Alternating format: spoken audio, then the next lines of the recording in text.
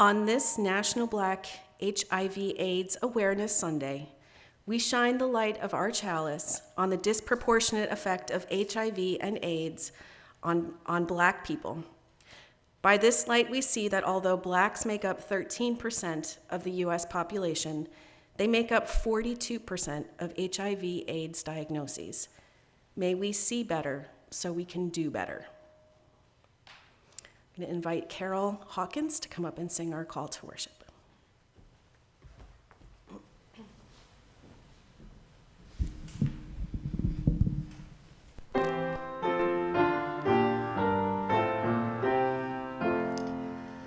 From all that dwell below the skies, let faith and hope and love arise.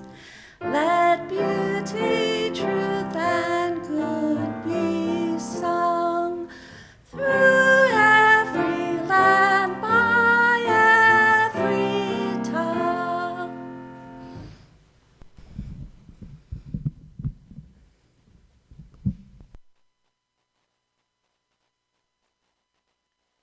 We have a responsive reading this morning, which you can find in your hymnal, which should be in front of you in the seat underneath. It is number 437, and it is by Kenneth L. Patton.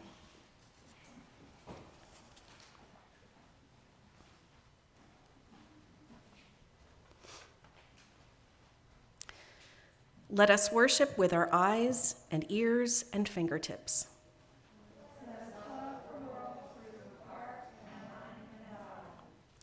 We feed our eyes upon the mystery and revelation in the faces of our brothers and sisters. We seek to know the wistfulness of the very young and very old, the wistfulness of people in all times of life. We seek to understand the shyness behind arrogance, the fear behind pride, the tenderness behind clumsy strength, the anguish behind cruelty.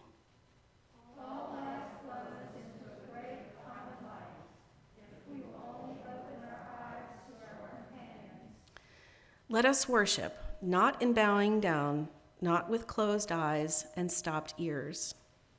Let us worship with the opening of all the windows of our beings, with the full outstretching of our spirits.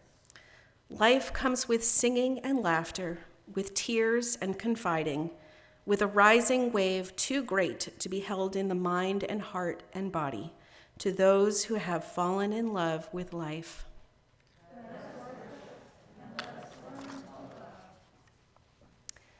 Good morning, friends.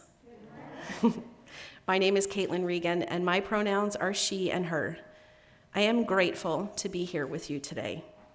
Every day we can be together is a blessing, even in times of modified worship, perhaps especially in times of modified worship. We may only see each other from the nose up. We may be limited to singing only within our hearts. And we may have to share our conversations outside of the sanctuary after the service instead of inside with food and drink. Some of us may prefer to watch the service from home.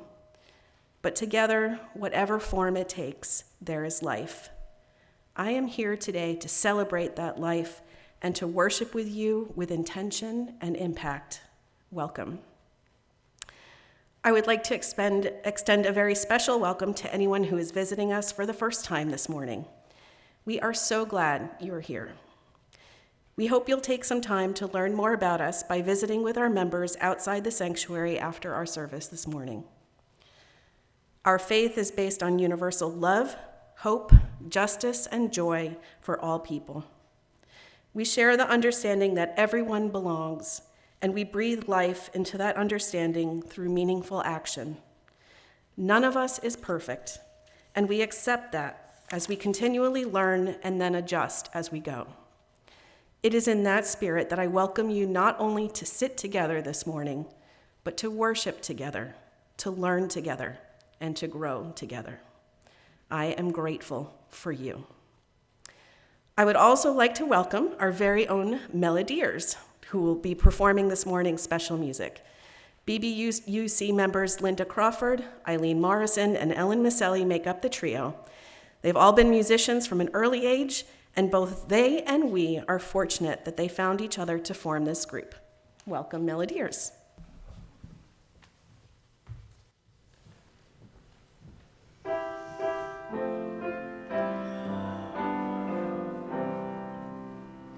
We shall overcome. We shall overcome. We shall overcome one day. Oh, deep in my heart, I sure believe we shall overcome one day.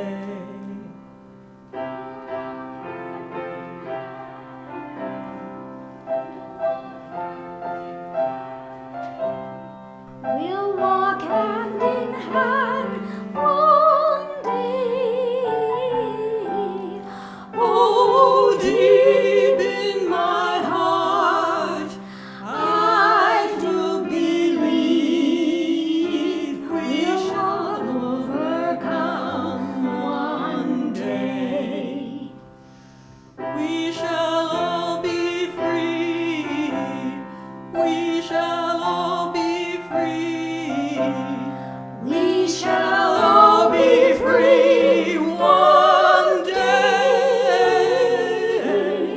Oh, deep in my heart, I do believe we shall overcome one day.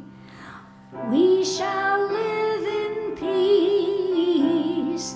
We shall live in peace. We shall live in peace one day. Oh, deep in my heart, I do believe we shall live in peace one day.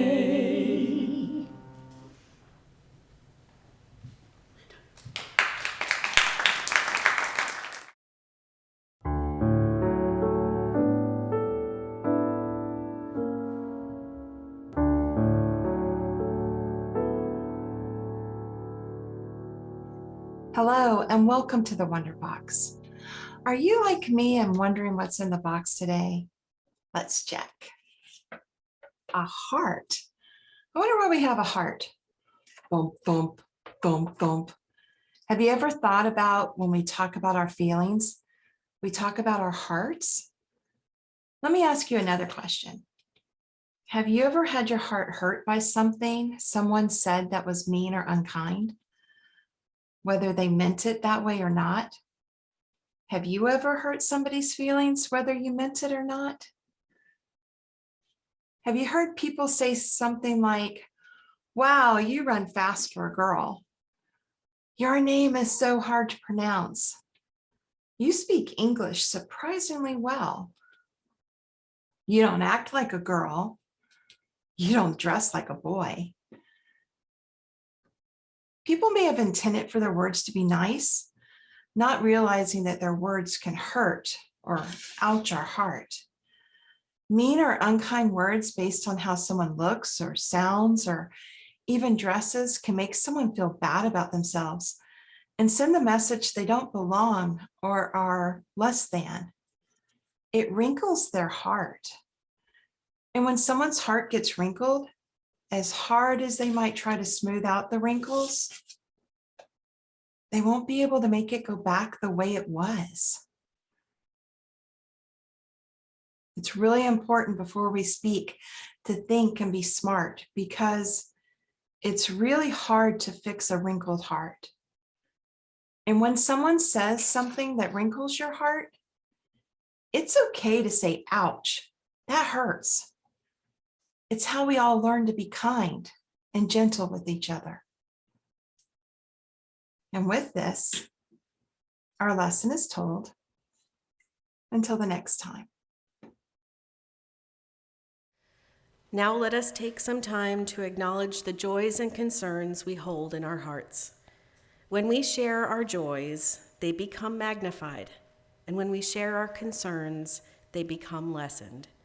Together, we can celebrate and make sense of the important moments in our lives.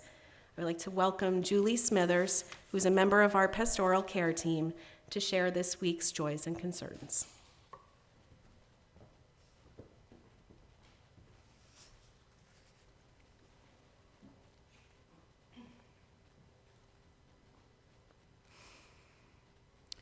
We light a candle of concern for our sister church in Jacksonville, UUCJ, for last night's vandalism.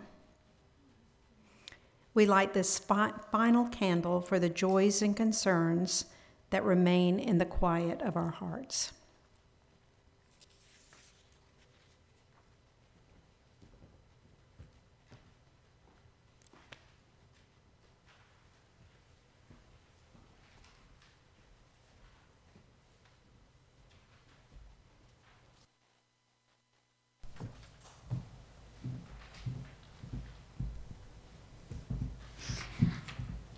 The hymn that we are about to sing, which is hymn number 1 in your hymnal, was written by the poet and editor Louis Untermeyer. And Let Nothing Evil Cross This Door is inspired by the mezuzah, the little prayer box that is fixed to the front door of so many Jewish homes.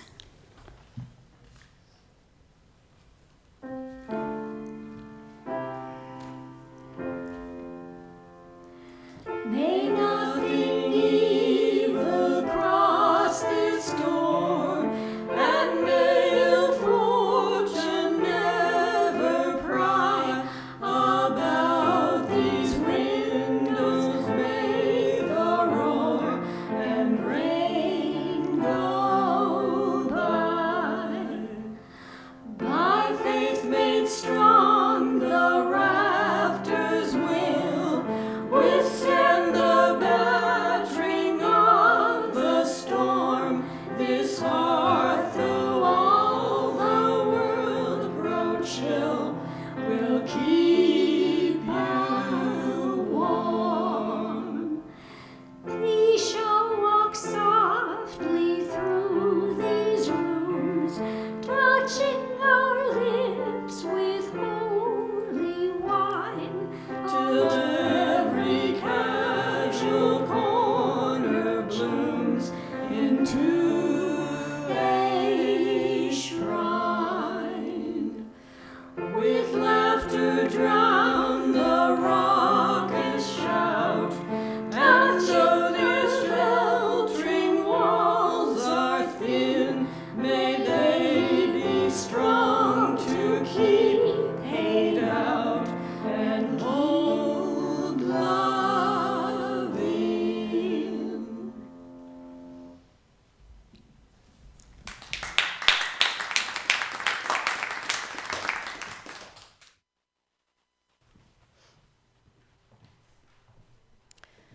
This morning, we also celebrate the contributions of all who enter our sanctuary, which enable us to live our shared values more fully.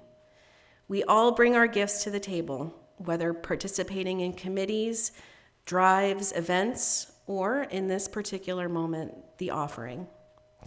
The money we give, no matter the amount, helps our church to make as big an impact as possible in our lives and in the community around us. We welcome you to give what you are able in the boxes at the back of the sanctuary at the end of the service. We are so very grateful for all your contributions, large or small. Thank you.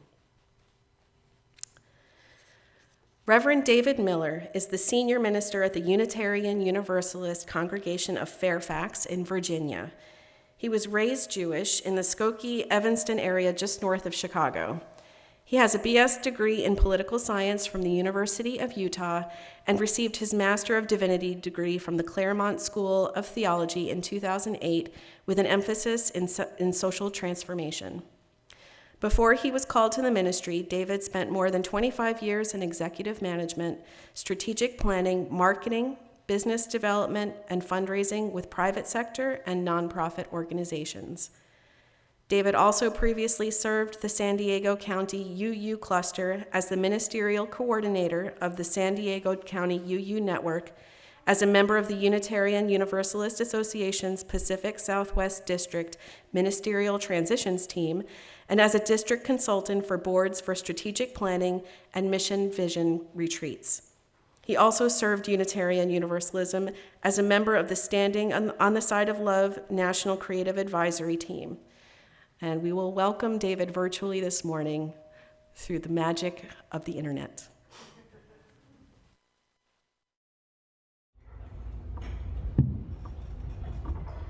Good morning.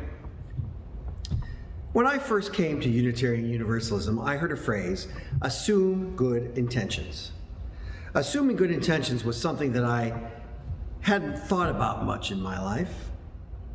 I guess I went through the early part of life growing up in the political shadow of Chicago. And having been around as a youngster in the 60s and 70s, I didn't always assume good intentions. You know, don't trust anyone over 30, as they used to say. So I didn't always assume good intentions, but I have always hoped for the best. At this stage of my life, I do try to assume good intentions. I have seen that included in many covenants through the years, covenants made in groups, congregational covenants, and various agreements between people. I think the meaning of assume good intentions is that we shouldn't immediately assume that people are angling for something, or that they're trying to manipulate us, or that they have some sort of hidden agenda. Assuming good intentions is living with the belief that people are inherently good, and although we are promise makers and promise breakers, we are also a promise renewing people. This is all well and good until I also, through being a Unitarian Universalist, learned from doing anti-racism, anti-oppression, and multicultural work that we can walk around with the best of intentions, but if we're not mindful, aware, and take responsibility for the impact of our actions, words, or behavior, we can have the best intentions in the world, but having good intentions doesn't really make the grade. Let me give you an example. It is a wonderful intention to be curious about someone who is different than we are. It is wonderful to learn new things. It is good to be observant and aware. So I am not self-conscious about being bald. I lost my hair a long time ago. And I love the feeling of a fresh shaved head, which I have today. So coming up to me and saying, you know, you really look good without hair. Now, I totally understand that that's supposed to be a compliment. I know that would be the intention. And because I'm fine with being bald, that phrasing probably wouldn't be problematic. But what if I struggled incredibly with my hair loss? Or if my hair loss was from an illness and was upsetting to me? That comment could have the best of intentions, but the impact of that comment could send me spinning. Of course, this is incredibly circumstantial and dependent on many individual factors, but it's meant to demonstrate the difference between one's intention and the potential that the intention doesn't always have the same impact. In the reading Intent versus Impact, Why Your Intentions Don't Really Matter by Jamie Utt, he says, from Paula Deen to Alec Baldwin, your annoying, bigoted uncle or friend, we hear it over and over again. I never meant any harm. It was never my intent. I'm not a racist. I'm not a homophobe. I'm not a sexist. I cannot tell you how often I've seen people attempt to deflect criticism about their oppressive language or actions by making the conversation about their intent. He goes on to say, At what point does the intent conversation stop mattering? So we can take a step back and look at the impact. After all, in the end, what does the intent of our action really matter if our actions have the impact of furthering the marginalization or oppression of those around us? In some ways, this is a simple lesson of relationships. If I say something that hurts my partner, it doesn't much matter whether I intended the statement that hurts my partner. It doesn't matter if I meant it in some other way, because my partner is hurting. I need to listen to how my language hurt my partner. I need to apologize. And then I need to reflect and empathize to the best of my ability so I don't do it again. But when we're dealing with the ways in which our identities intersect with those around us, and in turn the ways our privileges and our experiences of marginalization and oppression intersect, this lesson becomes something much larger and more profound. This becomes a lesson of justice. What we need to realize is that when it comes to people's lives and identities, the impact of our actions can be profound and wide-reaching, and that's far more important than the question of our intent. We need to ask ourselves, what might be or what might have been the impact of our action or our words?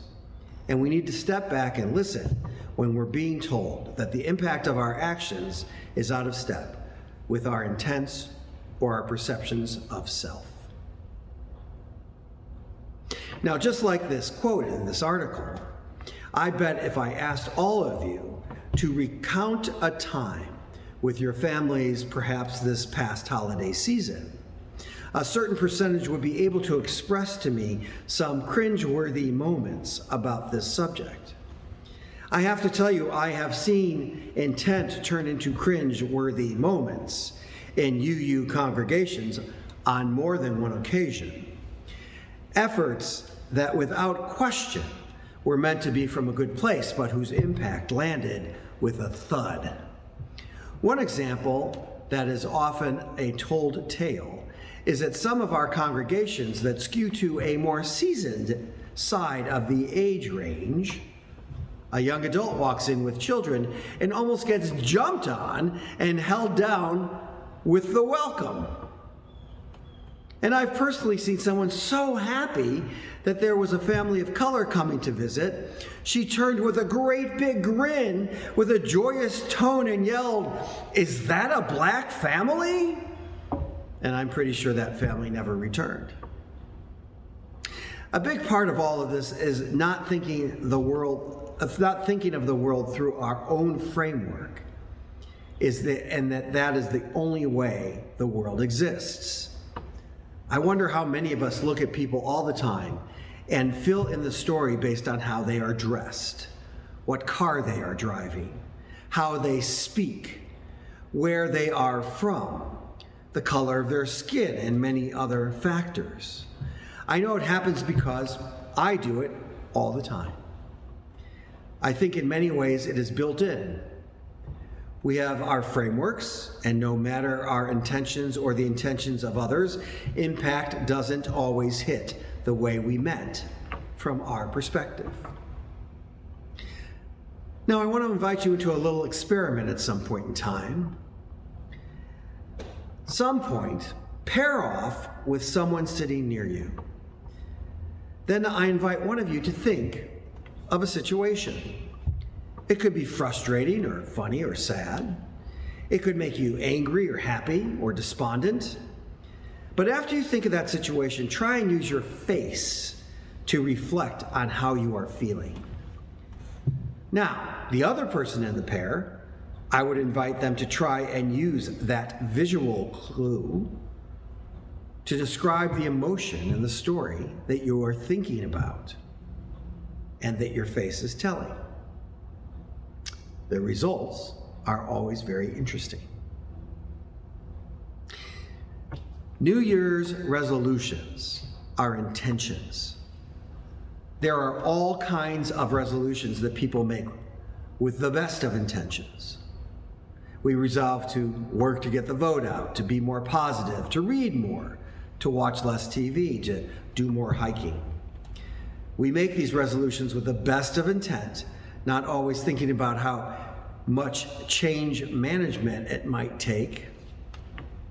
Going to the gym is an enormous change of lifestyle if you aren't already going. You have to find the time, you have to think about travel time, you have to think about before work, after work, early in the morning, late at night. And this is true with eating less sugar, something I try to do because when your diet during the holidays is pretty much anything coated in chocolate, it takes some time to buy, prepare, and eat healthier things. We don't often take into account all the many things that may be impacting our changes of intention. That's part of the point. Our intentions, whether to eat healthier, to be kinder, or to be more accepting of others, to be welcoming to people no matter where they're from, no matter who they love. It all takes work that inevitably will lead to some changes that we will inevitably impact ourselves and others with these changes.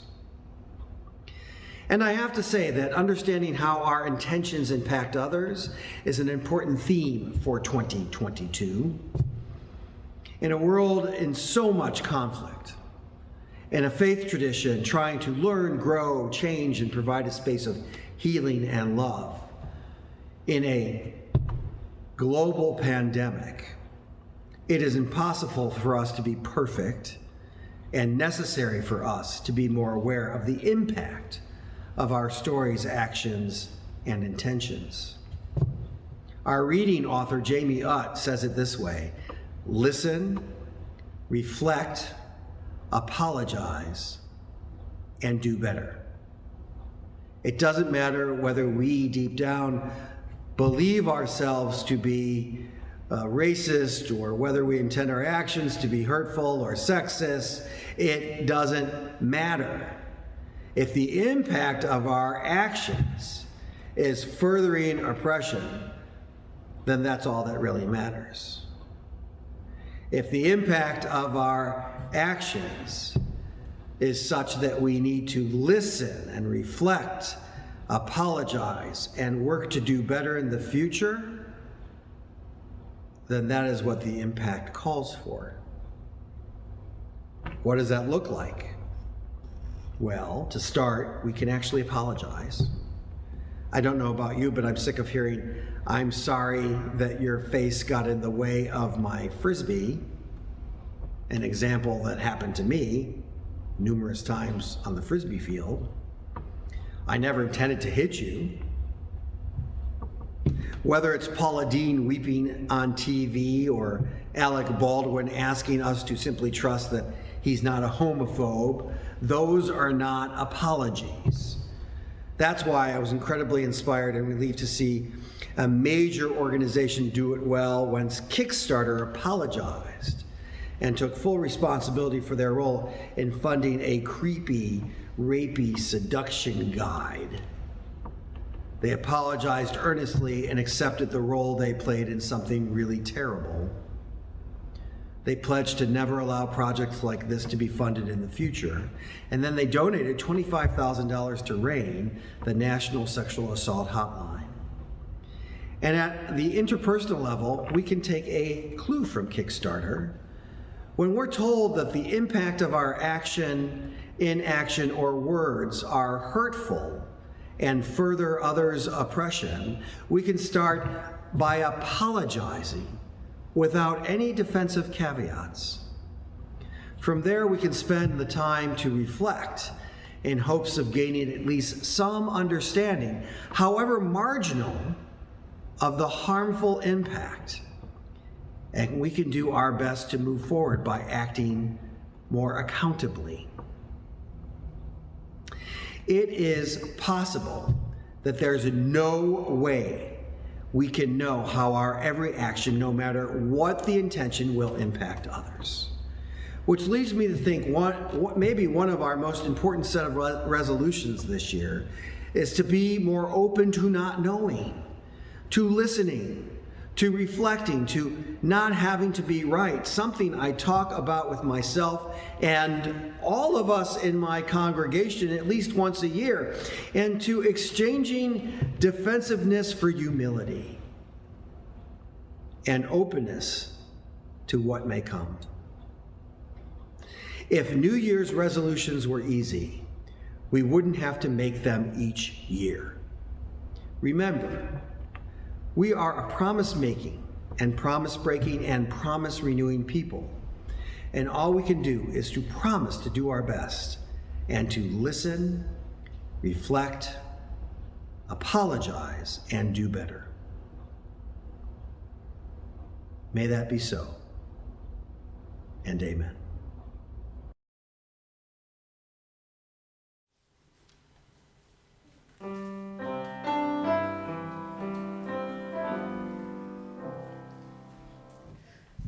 My life flows on in endless song above earth's lamentation. I hear the real, though far off hymn that hails a new creation. Through all the tumult and the strife, I hear the music ringing. It sounds an echo in my soul. How can I keep from singing? Wet though the tempest round me rolls, I know the truth it liveth. What though the darkness round me close, songs in the night it giveth. No storm can shake my inmost calm, while to that rock I'm clinging, since love prevails in heaven and earth. How can I keep from singing? When tyrants tremble as they hear the bells of freedom ringing, when friends rejoice both far and near, how can I keep from singing? To prison cell and dungeon vile, our thoughts to them are winging. When friends by shame are undefiled, how can I keep from singing?